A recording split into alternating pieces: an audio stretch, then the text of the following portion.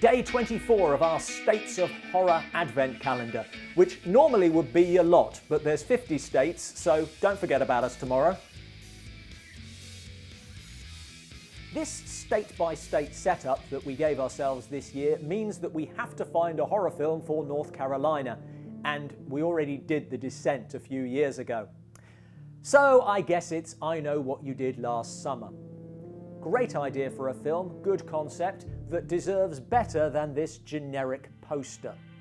Fair play, it is better than most posters from the genre of massive pretty people's faces.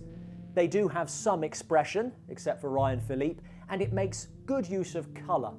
The blue combined with their expressions does convey some sense of guilt, and the colour contrasts well with the red of the killer in the bottom right. It actually reminds me of a line from the first Sherlock Holmes story. There is a scarlet thread of murder running through the colourless skein of life. There.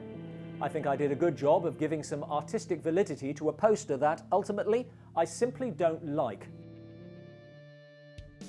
With its against-type casting of Sir Patrick Stewart and a great performance from the late Anton Yelchin, Green Room was as savage as it was critically lauded. Its poster is an interesting one for a couple of reasons. Firstly, this is a film about a punk band, and this image is a very conscious reference to The Clash's London Calling album cover, designed by Ray Lowry around the picture by Penny Smith. This, in turn, was a reference to Elvis Presley's debut album, so The Clash seemed to be tearing up rock and roll royalty. Green Room is just taking the image and replacing a guitar with a machete, but maybe there's some intent of capturing that anarchic punk ethos. But that's the other thing, because Green Room is a quite anarchic film, but the image is muted. Bassist Paul Simonon is blurred, it's an action shot, but this is so composed by comparison. Maybe it's the colour too, which you can't really get away from, making it seem almost as if it's underwater.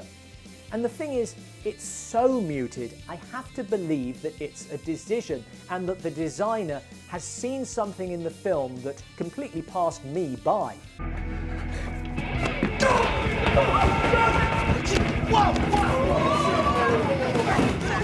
It's fine. Just give me a minute. Something terrible. Which I find interesting, and I don't quite know what to conclude because I like the image. I just feel like I saw a different film. Thanks for watching. What did we miss from North Carolina? There must have been something else. And let us know any good movies from Oregon as well.